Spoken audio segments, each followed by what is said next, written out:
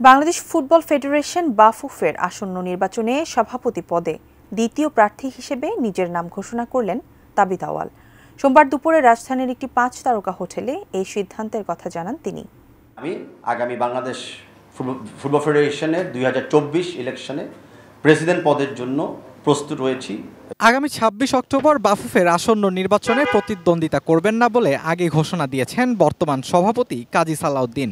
সেই ঘোষণার পরপরই সভাপতি পদে প্রার্থী হওয়ার ঘোষণা দেন তরফদার রুহুল আমিন।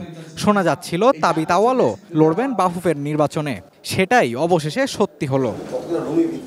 বাফুফের আসন্ন নির্বাচনী দৃশ্যপটে এবার তাবিথ আউয়াল, যার 2012 ও 16 নির্বাচনে বাফুফের সহসভাপতি নির্বাচিত হয়ে দায়িত্ব পালনের অভিজ্ঞতা রয়েছে।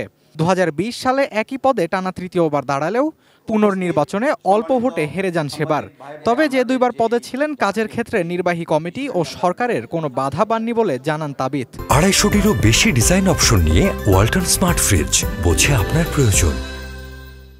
আমি যেই দুই টার্ম আমি ছিলাম, আমি ডেফিনেটলি স্বাধীনভাবে অফকোর্স কাজ করতে, কালেকটিভ কাজ করতে হয়, কাজ করতে যে আমি কোনো বাধা পাইনি। দ্বিতীয় মেয়াদে বাফুফের টেকনিক্যাল কমিটির চেয়ারম্যান হিসেবে কাজ করেছেন। সে সময় দেশে 400 লাইসেন্সধারী কোচও তৈরি করেছিলেন। এবার সভাপতি পদে নির্বাচনে জিতলে দেশের ফুটবলকে সামনে এগিয়ে নেওয়ার অঙ্গীকার ব্যক্ত করেন তাবিথ। একটা কম্পিটিটিভ নেচারের মাধ্যমে ইলেক্টেড হয়ে আসা, আমি আপনাদেরকে কমিটমেন্ট দিচ্ছি যে আমি যদি প্রেসিডেন্ট হতে পারি, আমি খেলার মাঠে চমক দেখাবো। আসন্ন নির্বাচনে ঐক্যমতের প্যানেল হবে কিনা সে ব্যাপারে এখনই কিছু বলতে চান না তাবিথ। এরই মধ্যে শোনা যাচ্ছে আরও 2-1 জন সভাপতি পদে প্রতিদ্বন্দ্বিতা করতে পারেন। প্রতিদ্বন্দ্বিতাপূর্ণ নির্বাচনকেই স্বাগত জানাবেন তিনি। এখানে কিন্তু দলের পরিচয় বা ধর্মের পরিচয়, জাতের পরিচয় মুখ্য না। যেই ব্যক্তিকে আপনারা মনে করেন ফুটবলের জন্য ভালো হতে পারে, আপনারা সেই ব্যক্তিকে সাপোর্ট দিবেন।